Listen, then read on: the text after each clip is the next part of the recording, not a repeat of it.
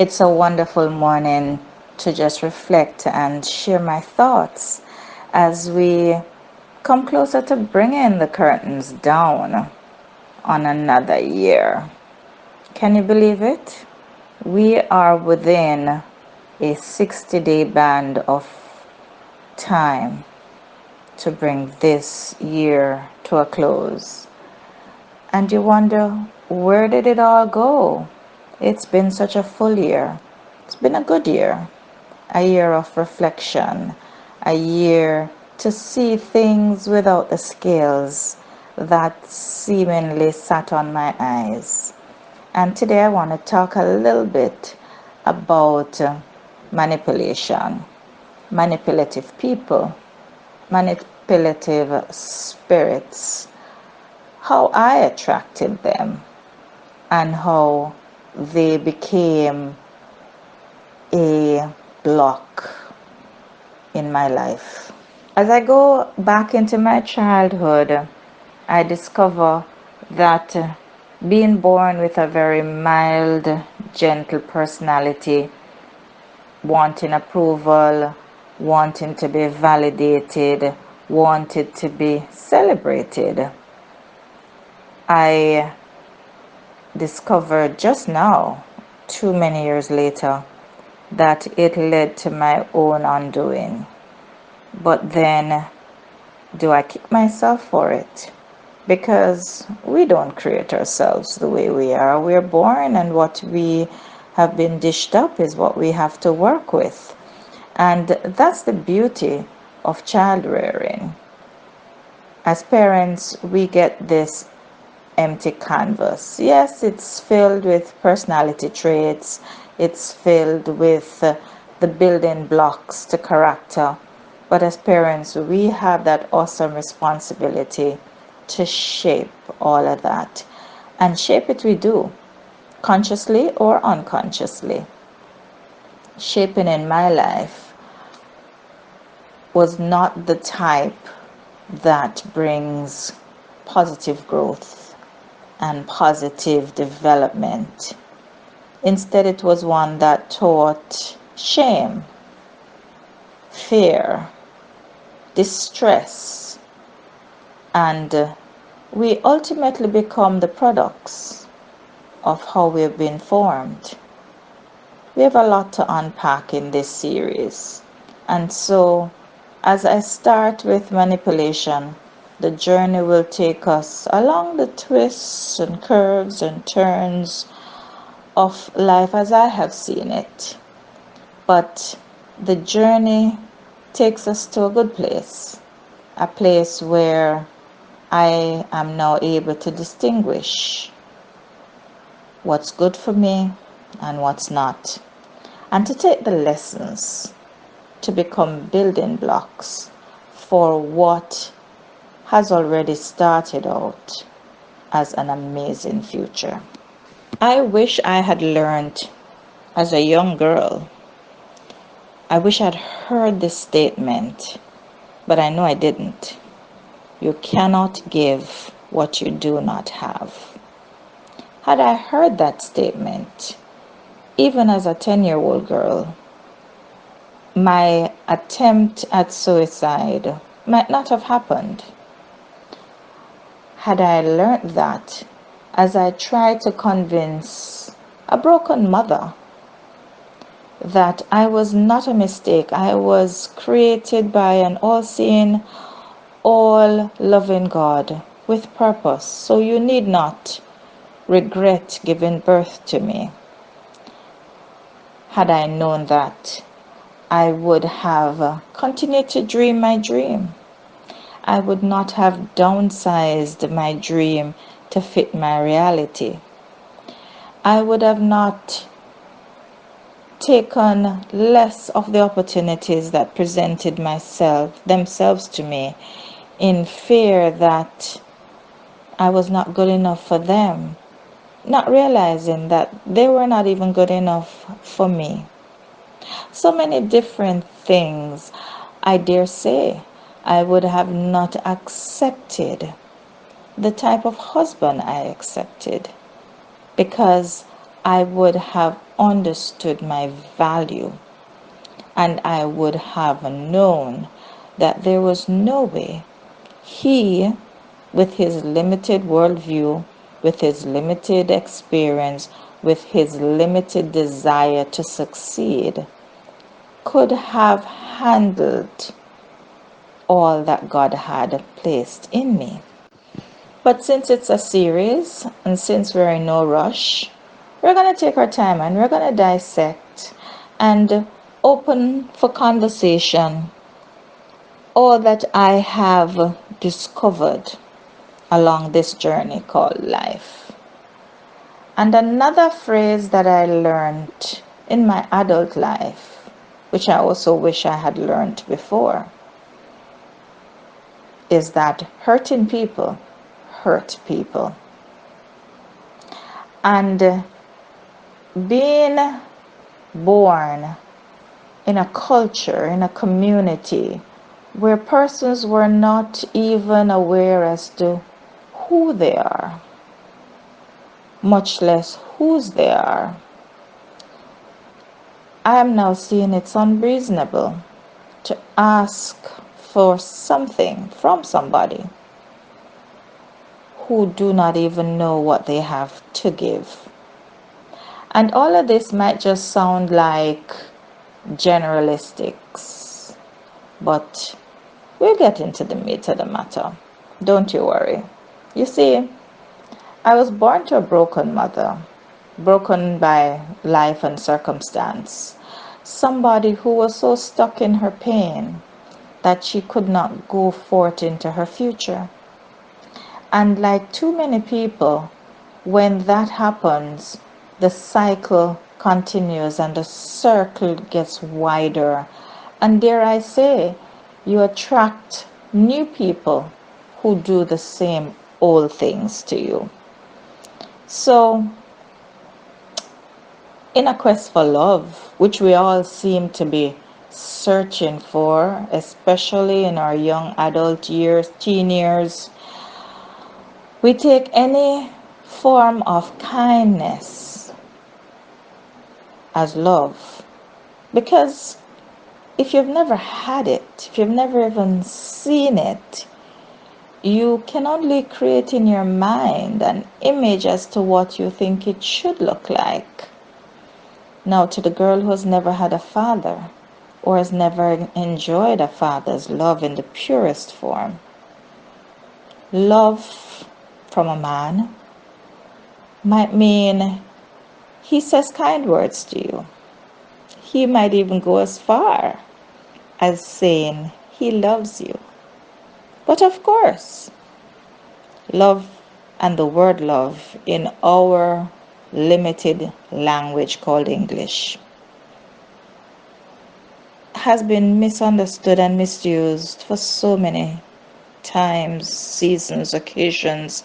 Because I love ice cream, but I love you. Something looks funny with that picture. I love the shoe, but I love you. I love cleaning house, but I love you. I love the way the bulb glows, but I love you. I love fried chicken, and I love you. I hope you're seeing where I'm getting at. How do we use love in so many different ways? And how do we know what it really means? Sounds to me that if I love when the wind blows through my hair, but I love you, it stands to show that love is whatever I perceive it to be. It does not necessarily mean the depth of which the speaker just said it to me. Because loving the wind blowing in my hair is a wonderful feeling that will pass. Could that stand to reason that saying you love me could be a wonderful feeling that will pass. So we have to dig deeper. We need to get closer to the truth, and we need to hold it up for greater introspection. But anyway, back to my mother. Now, can you imagine a broken woman searching for love and creating an imagery of what the person bearing love should look like? My mother, already bruised by her first encounter that led to a child, is now in a new relationship, one that she gives a name, which might not have been the same title that the man she was in the relationship gave to it. I'll give you a simple example. I had a conversation a few years ago while I was in Canada with my father. And I said to him, "But tell me, how is it that you were engaged to my mother when you left her pregnant? Because you were being secured at the height of a political turmoil in the 70s. And your intention was just to go away as you were sent by your boss, the then leader of the political party that you were a part of and you worked with as a driver for that individual. How is it that you left your pregnant fiance to return to her or to take her with you as soon as things had cooled down?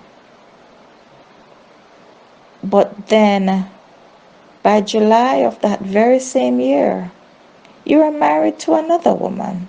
How is that?" Much to my surprise, my father looked at me with a shocked, amused, comical look on his face. And he said, "I was never engaged to her. I never promised her anything. I knew she was pregnant. I had the best interest of her and my child at heart. But I also had to look out for myself. So I was here in this country and I needed to get myself sorted. And so I met and I got married to a long-time friend from St. Catherine. And that was that. No promise of marriage, no promise of taking her to join me. I don't know what on earth you're talking about." But this was the story I was fed. And the story of lies and deception and utter shock when, after giving birth to me, not even a mere 3-4 months later, it was revealed to her that her knight in shining armor, the love of her life, her Prince Charming, who was destined to return and sweep her into the abyss of love, safety and protection, was now wed to another. What a devastating blow. And I just interject right here because we've been in this season where things have gone sadly wrong as a people, not just in our country, but in the world, traumatized by a pandemic. And we speak of mental health. I am glad that we're talking about it now, but it's been around so much longer.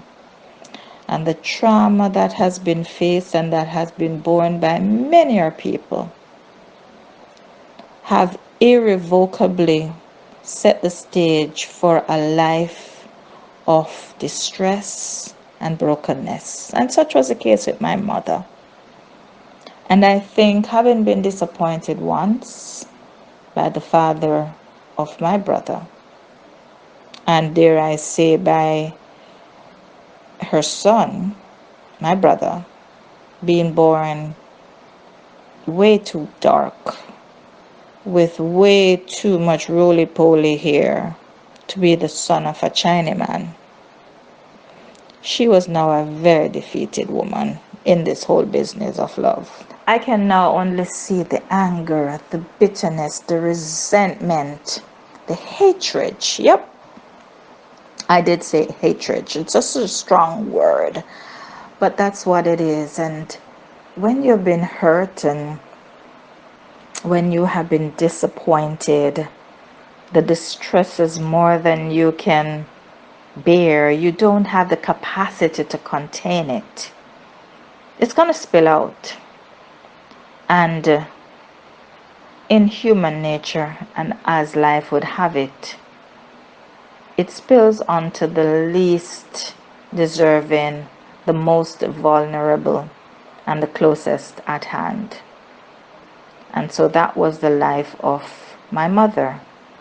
And I, being the closest and being such a loving child, warm and tender and sweet and loving, I was always close to her bosom, and so all of that venom spilled out without any gauge all over me. Her anger was profound, her bitterness was rife, and she knew she was wronged. How dare that man? How dare any man? How dare humanity? Why would anybody ever want to wrong her? What had she done? Can only imagine these were the questions going through her head. And to make it even worse, all she had was this very light-skinned, brown-eyed baby, sparkling in her view. Perfect picture of innocence. But her wrath had to spew somewhere. And alas, there I was, a worthy presence, ready to receive all that bitterness. And like lard on butter, she started to spill it. And so my formative years were filled with hurt, hate, bitterness, anger. In that order. That's all she had. That's all she gave. She was never happy with herself, and so she could never be happy with me. Every mistake, every misstep, every reaching to discover was treated as another violation, punishable by the strength and force of her wrath. And so I learned quickly how to not make mom mad. My young life became consumed with how to be right, how to not step on her toes, how not to spill the water. And so with shaking hands, you'll take the cup, scared to death, from the sink to the table. And by focusing on it so much, you would not, in your very young, tender year, realize that if you had not filled the cup so much, it probably would not have spilled. Instead, you're focusing on the water as it splashes dangerously as you try to cover those steps from the sink to the table. And just when you thought you were about to get there, just when you thought that you had made it safely over, she speaks and you're startled, you jump. Fear grips and the water spills. And the very same thing that you're trying to avoid brings out the wrath. And you crumble in disillusionment. You were this close. You almost made it. But alas, you missed the mark. And the wrath tears at your flesh, rips out your being, and you start to lose all confidence in ever being able to do anything right. My mother was a monster, and she grew me with such regimented order that breathing was almost something that needed to be sought permission to do. Everything was a reason to be attacked. If you're sleeping, you need to sleep properly, or else it's a reason to attack. You need to ensure that as you sleep, your bed dress doesn't ride up your legs, because that makes you a slut and you're sleeping in the same bed with your older brother. If you wake up to use the bathroom, do not turn on the lights, because the electricity bill will go up. Regiment after regiment after regiment. And so by the time I became a preteen, I had a new companion in my life, one that would stay with me for years. Tension headaches. I was so afraid. I was so wound up. I was so tense. I walked on pins and needles all the time. I went to sleep afraid and I woke up in terror. And as I began to put form to my thought processes, my biggest wish in life was not the ones that they thought were them. To be a doctor, which was my dream career at the time. No. My biggest dream as a teenager was to escape my mother.